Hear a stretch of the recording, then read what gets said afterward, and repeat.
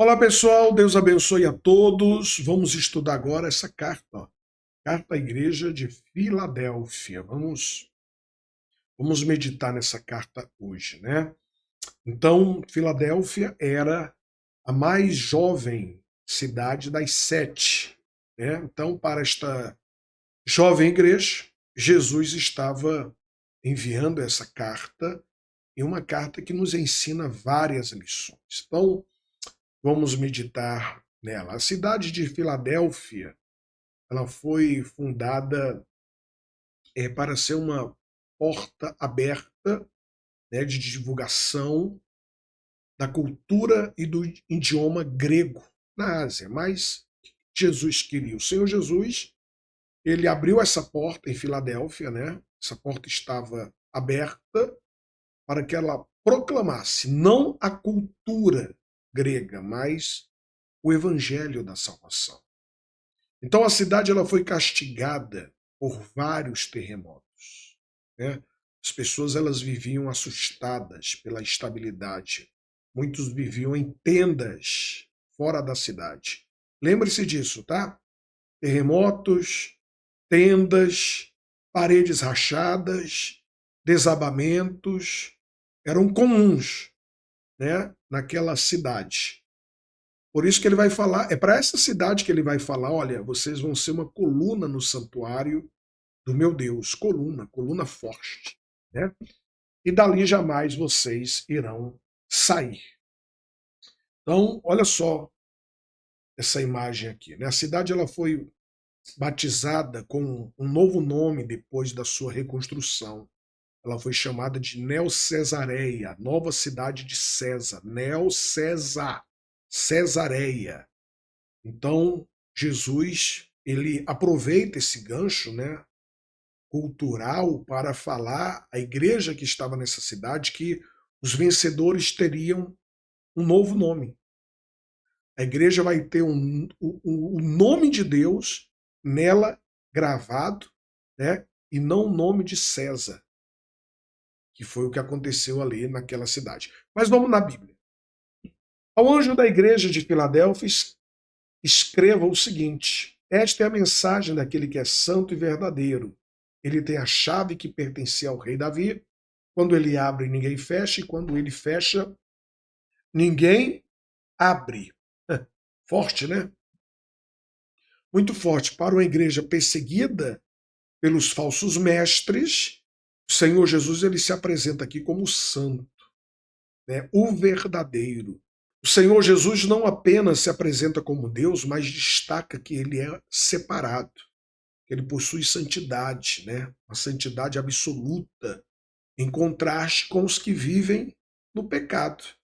Então, havia centenas de divindades em Filadélfia, né, naquele tempo, mas somente o Senhor Jesus poderia reivindicar o título de verdadeiro Deus, aquele que tem a chave de Davi, né, falando da sua linhagem, né, da descendência, que abre e ninguém fecha, fecha e ninguém abre. Quer dizer, a chave, né?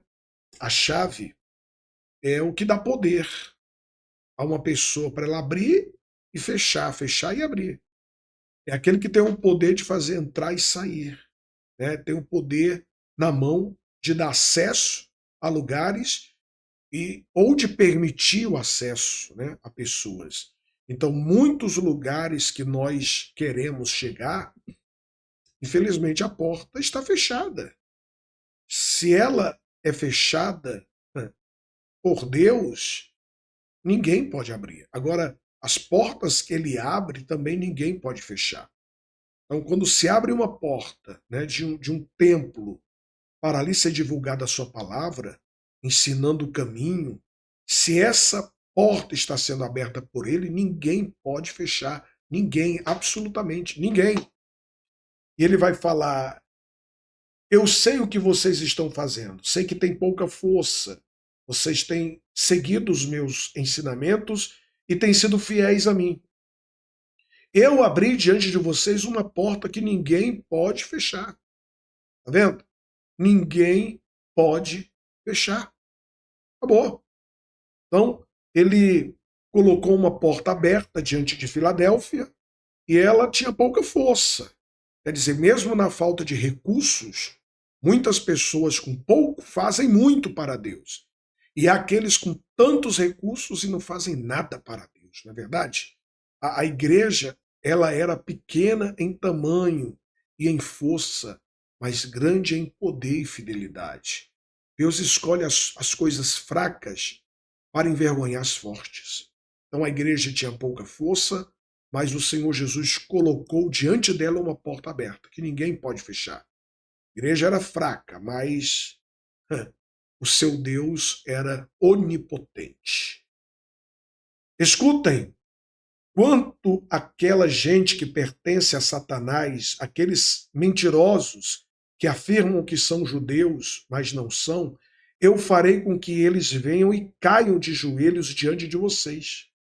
Todos eles saberão que eu amo vocês. Então, para uma igreja perseguida e odiada pelo mundo, o Senhor Jesus diz que essa igreja é a sua amada.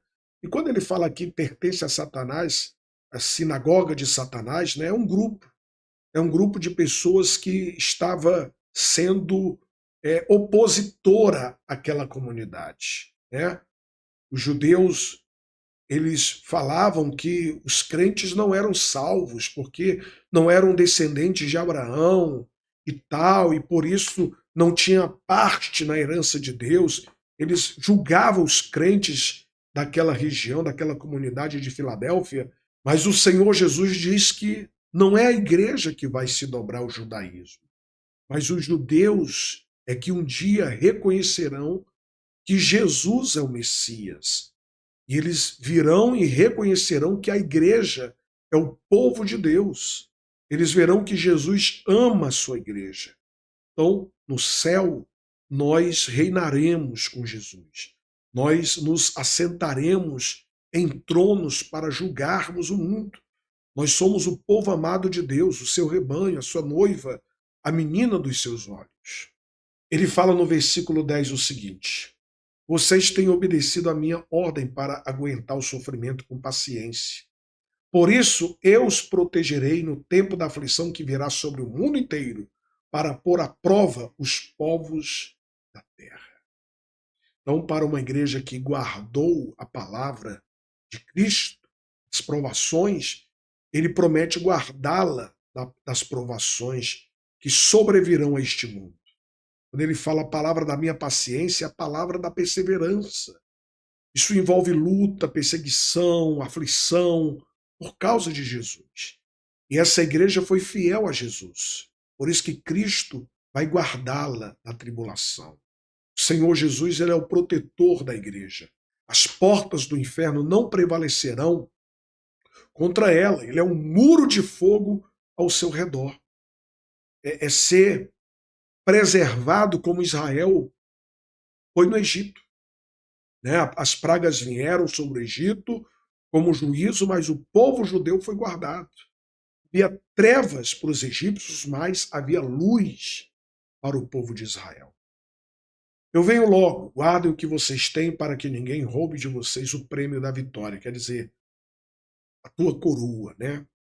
Em outras versões fala para que ninguém tome a tua coroa. Então, é um telegrama, né, que Jesus está enviando à sua igreja. Olha, eu venho sem demora.